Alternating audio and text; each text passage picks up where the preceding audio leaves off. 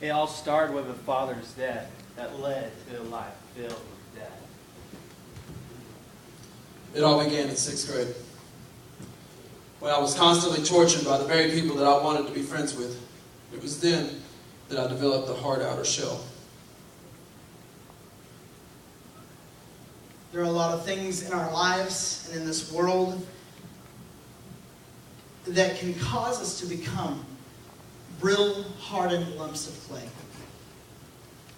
Come on, if you've lived in this world enough, if you've lived in this world any at all, you understand that. There are things that go on in this world that cause us to harden up, to become a shell of who we're supposed to be. There's death. There's emotional scars. There's even so-called Christians that say they worship God, but they don't live it. In the same way that clay must be yielded, in the same way that this clay must be ready for the potter to come in and do his thing, we've also got to be ready.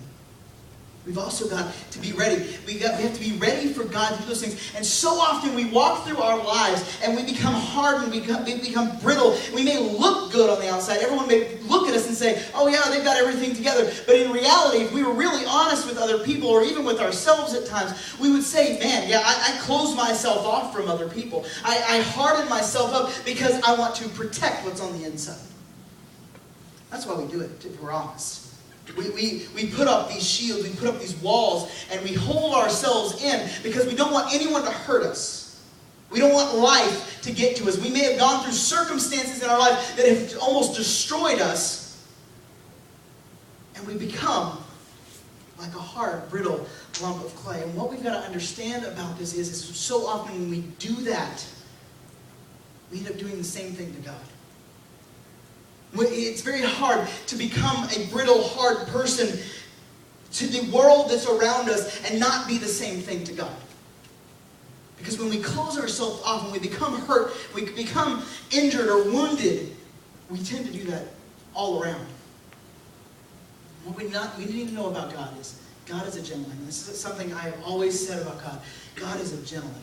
He is not going to force his way into your life and make you change. He's not going to force his way in and start to just reshape you when you have not first given him access. He won't. He's not going to do that to you. Because then you wouldn't have opened up to him in love, saying, God, I need you to do this in me. He's not going to just rush in. And the same way, when a lump of clay has become basically a rock, until that clay has become yielded again, until it's given the potter access into the inside where the real clay is at, that potter can never really do anything with it.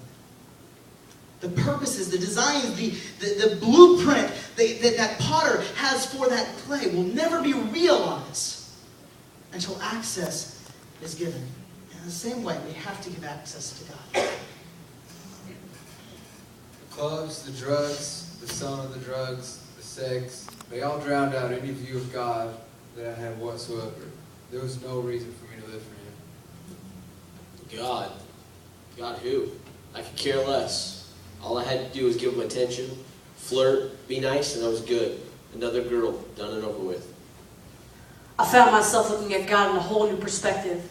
I found myself playing church and faking my leadership position because I didn't think that God ever cared.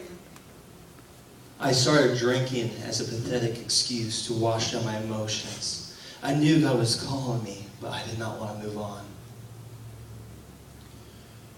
I remember the ever so familiar feeling of the blinding rage and the hatred that I bottled up inside for so many years as I sat down and contemplated the murder of the so-called Christians that made my life a living hell. What we have to realize is that when we don't give God access into our lives, we will only continue to become harder and harder and harder to everything and everyone around us.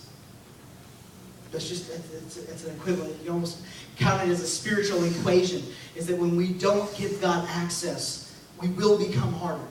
We will become more brittle. We will become broken and used up and unusable. A potter, though, can definitely still use clay that has become that. I want you to understand this. This is the cool part of the analogy of why God used this pottery aspect.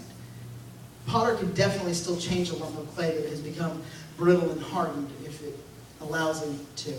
The process can be messy. The process can be time-consuming and often involves breaking and grinding.